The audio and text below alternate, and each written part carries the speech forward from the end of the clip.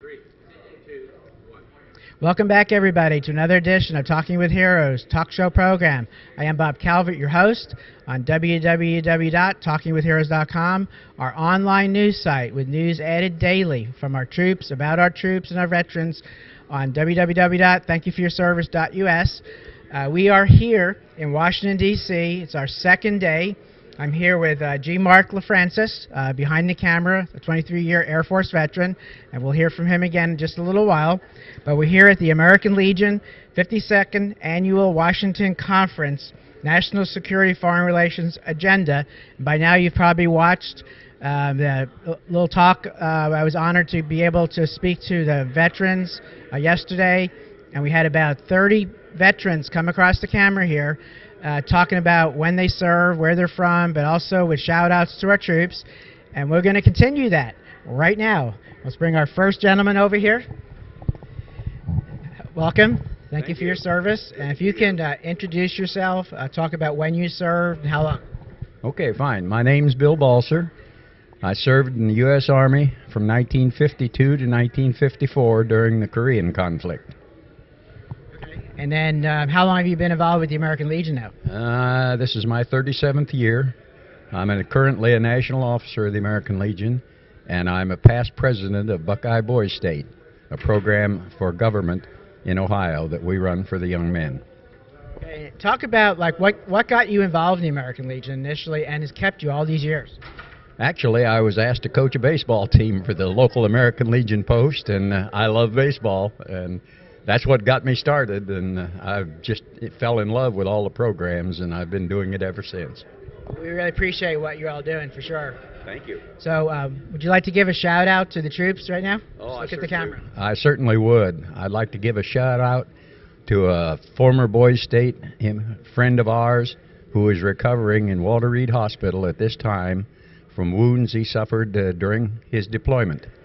Nick Vogt, a former Boys State staff member, is recovering there, and we want to give a shout out to him that all of us at Buckeye Boys State are waiting anxiously for his return, and we're praying for his complete recovery.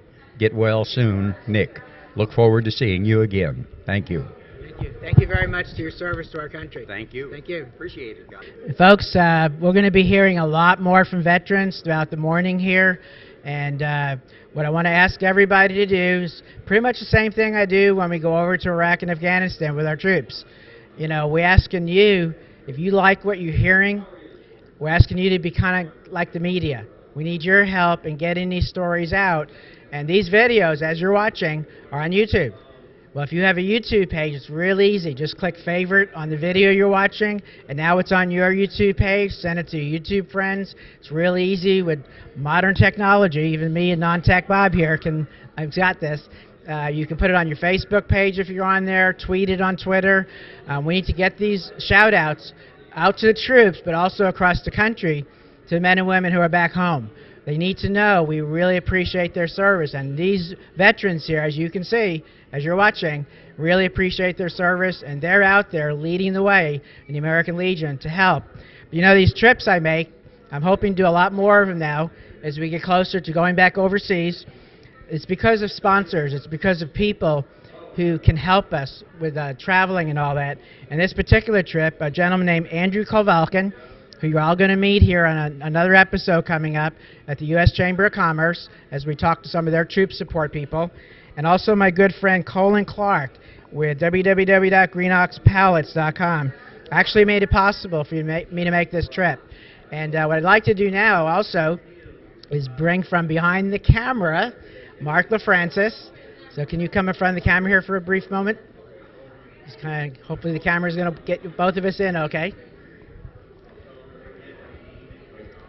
And Mark, for the people that maybe didn't watch that first segment yesterday, tell people a little bit about yourself right now. First, start with your service to our country. I served 4 years active duty and 19 years Guard and Reserve in the Air National Guard, Air Force Reserve, and on active duty in the Air Force during the Vietnam conflict. And I didn't serve in Vietnam, but many of my friends did. Okay. Now, you are an author. I am. I have published 2 books of poetry based on my interviews with soldiers from Iraq and Afghanistan and their loved ones. The project is called In Their Boots, Poems Inspired by Soldiers and Their Loved Ones. I have a Facebook page, and I have a website that people can look at. It's www.inspiringauthor.org. Okay. And you're also obviously a videographer, because we're teaming up here, and you've been doing interviews like this for quite a while too, haven't you? Yes, I have. The last 6 years, Bob, I've been interviewing these soldiers and their loved ones and learning such marvelous stories about these great people, both here at home and those who have served in either one of the wars in Iraq or Afghanistan. Okay. And of course, we're going to be teaming up. We're not going to say when or anything, but we're going to be heading back over with the troops sometime later this year. We both share a passion, Bob, and we hope it comes across on the camera about getting the voice of the voiceless, that is our soldiers and their loved ones, to America. America needs to hear these stories. As they're hearing these veterans at the American Legion Conference speak to these soldiers, these veterans know what it means to serve and to have been recognized for their service. And they're sending that love and that support to those soldiers, that they support them. And that's really wonderfully heartfelt, and it is wonderful to be here with such wonderful veterans who care about the veterans who are over there. Well, I appreciate your service to our country. Thank you. And it's fun finally meeting you. I guess you were probably like a lot of people I'm hearing from right now, especially on LinkedIn.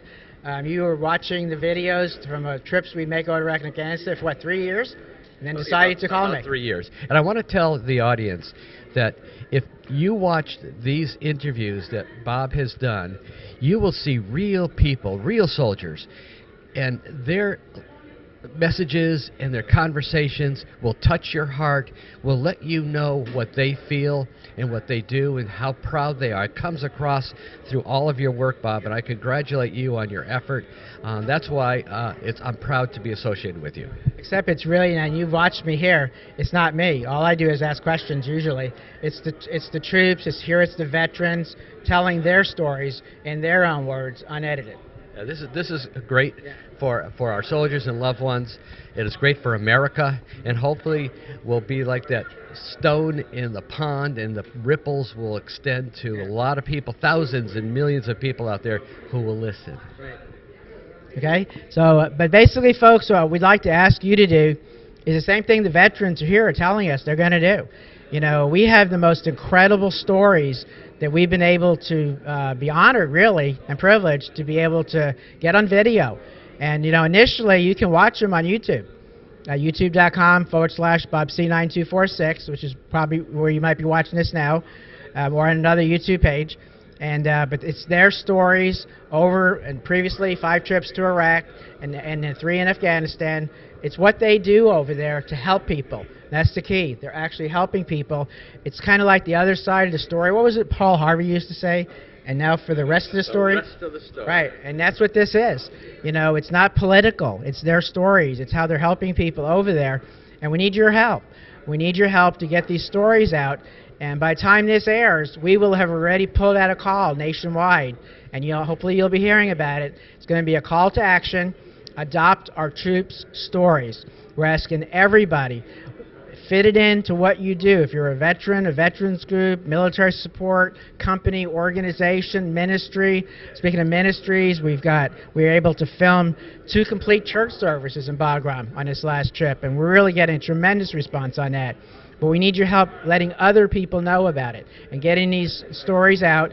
And on the DVD books, which we now have 8 of them, it's like a complete series, unedited, they're available as a fundraiser.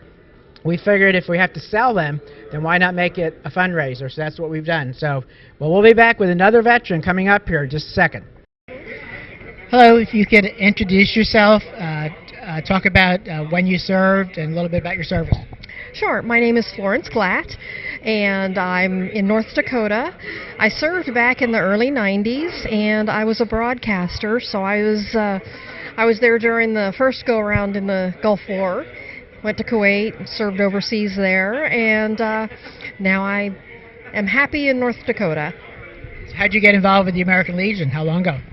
I've been involved with the American Legion for about 5 years, And I just went to a meeting one evening, showed up, determined that it was something that I wanted to become active in because it was a good way to help support the troops who are protecting our country now. That's great. Do you have a family back home? I have a husband, and we have 2 grown daughters, and I have 2 grandchildren. I have a 3rd grandchild on the way. It's hard to believe congratulations. the children go up so fast, right? My youngest granddaughter is almost 3, but going on 23. You know, so smart. Oh my gosh. Yeah. Well, cool. What do you do with the American Legion? Well, right now I am a district commander, and I'm also my post commander in my little town. The next convention, I will more than likely become a regional commander, which is a department vice commander, a state vice commander, and then I want to serve in a bunch of different positions, and maybe become a department commander someday. That's great. So you served in the military, now you continue to serve. That's exactly right. That's what the American Legion is all about, providing service to children and youth, to today's veterans, to tomorrow's veterans, the active service members, and for future generations of our veterans. Great. Well, thank you for your service. Why don't you look in the camera and give a shout out to our troops. Hi there. Thank you all very much for the work that you do, for all of the dedication that you provide. We really do appreciate it. We know that our country would not be here without you today and your service. Thank you again. Thank you. Thank you for your service to our country. Thank you so much. Have fun. If you could introduce yourself and talk about when you served and how long. Okay, my name's Jerry Jordan. I'm from the Department of Indiana, the American Legion. I live about 30 miles east of Indianapolis, for anyone that might be from around that area. I served in the United States Army in 1968 to 1970. I was very fortunate that I wasn't deployed to Vietnam. I served my career in Germany, but I'm very much supportive of the troops and the missions and the concern that you have, like the rest of us had for our country. And I just want to say hi and thank you for your service. Thank you very much. Thank you. Thank you for your service. Yep. Okay. Could you introduce yourself, please, and talk about when you served and how long? Thanks, Bob. My name is Bill Oxford. I spent 3 years in the Marine Corps in Vietnam in 1967 up till 1970. Got out of the Marine Corps and joined the North Carolina Guard and ended up with 34 and a half years total service. 34 and a half years. I retired as a full colonel in 2002. So when did you get involved in the American Legion? Well, my Legion career started in 1986. I became a Legionnaire, not a very good one or a very active one at that time, but I kind of hung on and hung out for a few years. But when I retired, I got a little bit more active and held various leadership positions at my post. That's in Lenore, North Carolina, and also in the Department of North Carolina. I was department commander for the American Legion in North Carolina in 2010 and 11. As far as the churches? Well, when I heard about the chapel services in country, I think that's a place that we're really have a shortcoming. We need to get that information out to the Christian community and get those churches and people like that involved. And it also increases the knowledge and helps those people understand what it's like to be a veteran, to serve, and the sacrifices that you have to make. So when I heard that, I go to a pretty active Pentecostal church, and I'm really interested in getting 1 or 2 of those DVDs and showing it to our kids group, our youth groups, our middle adults, and the senior adults, because all of those groups, they can be great encouragers of the soldiers that we have in country right now. Great. I appreciate you sharing that. It's very important. Well, thank you to you guys and gals still in country. This is hard, but I want to say thank you for your service. Keep it up. We love you. Thank you very much. And thank you.